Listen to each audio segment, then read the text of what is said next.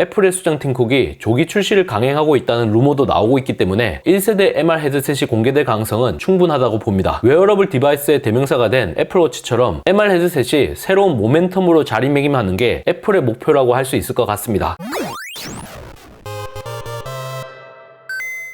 테크의 진심을 다하다 테크 요정 비티크입니다. 드디어 애플 유저들의 명절이 다가옵니다. 오는 6월 5일부터 9일까지 온라인 포맷으로 세계 개발자 회의 WWDC 23을 개최하는 게 확정되었습니다. 애플파크의 모습을 아트 컨셉으로 형상화한 것으로 보이는데 얼핏 보면 마치 렌즈 같은 느낌이 들기도 합니다. 많은 분들께서 아시다시피 WWDC는 개발자를 위한 컨퍼런스입니다. 애플 제품을 개발하고 관리하는 데 필요한 도구와 기술을 제공합니다. 개발자들을 위한 다양한 세션과 워크샵이 진행되며 개발자들이 활용할 수 있는 새로운 API가 발표됩니다. 그리고 애플은 매년 WWDC에서 새로운 운영체제 버전을 발표합니다. iOS 17, iPadOS 17, tvOS 17, watchOS 10, 그리고 macOS 14를 최초로 선보일 것이라는 게 확실시됩니다. WWDC가 소프트웨어 중심의 행사이긴 하지만 예외적으로 하드웨어 제품을 선보이는 경우도 있었습니다. 대표적으로 작년 WWDC에서는 M2 맥북 에어가 발표되었습니다. 저 비티크가 발표 가능성이 높다라고 언급했는데 정확하게 예상을 적중시켰습니다. WWDC 23에서 주목해야 할 부분은 크게 세 가지입니다. 첫 번째, 봄 이벤트 없이 진행되는 WWDC입니다. 3월에서 4월에 열리는 봄 이벤트를 통해 신제품을 꾸준히 선보였지만 이번에는 과감하게 건너뛰는 행보를 보여줘 눈길을 끌고 있습니다. 신상 컬러인 아이폰 14 옐로우 역시 보도자를 통해 깜짝 발표를 했을 정도이죠. 그렇기 때문에 올해 진행되는 WWDC에서는 그 어느 때보다 하드웨어 신제품이 발표될 가능성이 높아 보입니다. 저 비티크의 생각에는 최소 2개 이상의 신제품이 나올 것으로 예상됩니다. 두 번째, MR 헤드셋이 발표될 가능성이 높아 보입니다. 블룸버그 통신에 따르면 약 100명의 애플 경영진이 모인 자리에서 혼합현실 헤드셋을 시연했다고 합니다. 애플의 수장 팀쿡이 조기 출시를 강행하고 있다는 루머도 나오고 있기 때문에 1세대 MR 헤드셋이 공개될 가능성은 충분하다고 봅니다. 웨어러블 디바이스의 대명사가 된 애플워치처럼 MR 헤드셋이 새로운 모멘텀으로 자리매김하는 게 애플의 목표라고 할 수 있을 것 같습니다. 출시 시기는 올해 하반기가 유력하며 가격은 최소 $3,000 이상에 책정될 것이라고 합니다. 첫 해 판매량은 100만 대를 목표로 하는 것으로 알려졌는데 과연 부침을 긋고 있는 AR, VR 시장에 새로운 이정표를 찍을 수 있을지 궁금해집니다. 세 번째, M3 맥북 에어가 발표될 가능성은 낮아 보입니다. 새로운 맥북 에어와 맥북 프로를 준비하고 있는 건 분명해 보입니다. 하지만 작년처럼 WWDC에서 발표될 가능성은 낮다고 봅니다. 첫 번째 이유는 애플 실리콘의 출시 주기가 너무 짧아지게 되기 때문입니다. 불과 1년 만에 M2에서 M3로 숫자 판올림을 한다는 건 토사구 패드라고 불렸던 아이패드 3세대처럼 M2 맥기기를 구매한 유저들을 호구 취급하는 듯한 느낌을 줄 수 있습니다. 올해 하반기에 새롭게 M3 칩으로 리프레시하는 게 자연스러워 보입니다. 두 번째 이유는 MR 신제품에 대한 관심이 줄어들 수 있기 때문입니다. 오큘러스를 인수한 메타도 고전하고 있는 시장이기 때문에 아무리 천하의 애플이라고 해도 흥행을 시키는 건 쉽지 않을 거라고 봅니다. 결국 관건은 초반 분위기가 어떻게 형성되는지 여부라고 할 수 있기 때문에 MR 헤드셋에 최대한 많은 관심이 쏠릴 수 있게 해야 합니다. 가칭 리얼리티 프로라고 불리는 MR 기기에는 M2 칩이 적용될 것이라는 게 중론이기 때문에 같이 발표되는 건 찬물을 끼얹는 일이 될 수 있습니다. 세 번째 이유는 맥 프로가 먼저 출시되어야 하기 때문입니다. M2 울트라 칩 탑재가 유력한 맥 프로와 함께 M3 맥북 에어가 발표된다면 족보가 상당히 꼬일 수밖에 없습니다. 물론 테크에 대해서 평소 관심이 많은 분들은 어떤 칩이 더 성능이 좋은지 바로 알 수 있겠지만 일반 유저 입장에서 보면 숫자가 높은 게 무조건 좋을 것이라는 일종의 휴리스틱이 작용할 수 있습니다. 만약 애플이 맥 프로 출시를 내년 이후로 연기한다면 M3 맥북 에어가 깜짝 발표될 일만의 여지가 있을 수 있겠지만 맥 프로와 동시에 발표될 가능성은 없다고 봅니다. 이번 이벤트에서 MR 헤드셋 발표를 예상한 블룸버그와 달리 애플 분석가 밍치건은 이 제품을 공개할지 여부에 대한 불확실성이 상당히 높은 상태라고 신중한 모습을 보여주고 있습니다. 애플마저 낙관적으로 보고 있지 않다라는 뉘앙스의 충격적인 주장을 펼쳤습니다. 주요 원인으로는 경기 침체, 하드웨어 스펙 타협, 애플 생태계 구축 및 앱 준비 상태, 그리고 높은 판매 가격 등이 있다고 합니다. 사용 시간을 늘리기 위해서는 배터리 용량이 커져야 하니 차용감까지 저해하게 됩니다. 다시 말해 트레이드오프가 상당하다는 얘기입니다. 그래서 아이폰, 아이패드, 애플워치와 같은 과거 혁신의 순간을 재현해낼 수 있을지 의문부호가 붙을 수밖에 없습니다. 사실 그 밖의 부분은 잘 팔려서 많이 보급되면 규모의 경제를 창출할 수 있게 되니 쉽게 해결될 수 있는 부분입니다. 저 개인적으로는 밍치거의 주장처럼 MR 헤드셋의 양산 일정을 연기하는 게 바람직하다고 봅니다. 3나노 공정의 M3 칩을 탑재하여 전성비를 최대한 끌어올리고 최대한 가볍고 편하게 쓸 수 있게 만들어야 눈요깃거리에 불과한 기믹 수준을 뛰어넘을 수 있다고 봅니다. 1세대 제품의 한계를 감안하더라도 의미심장한 효용 가치를 제시할 정도는 되어야 흑역사로 기록되지 않을 겁니다. 현실 현실적으로 M3 맥북 에어가 발표되기에는 어려울 것으로 보이지만 만약 애플이 맥 프로 출시를 아예 미루어버리는 초강수를 둔다면 깜짝 발표가 이루어질 수 있는 일말의 여지를 가지고 있다고 봅니다. 그렇지 않으면 올 하반기에 13인치 모델과 함께 15인치 맥북 에어가 동반 출시가 이루어질 것으로 예상됩니다. 물론 저 비티크 역시 이번 WWDC에서 MR 헤드셋, 15인치 맥북 에어, 차기 디스플레이가 모두 발표되고 3나노 공정의 애플 실리콘 M3로 대대적인 리프레시가 이루어졌으면 하는 바람이 있습니다. 하지만 너무 높은 기대치를 갖게 되면 실망도 크기 때문에 최대한 마음을 비우고 지켜보는 게 좋지 않을까 싶습니다.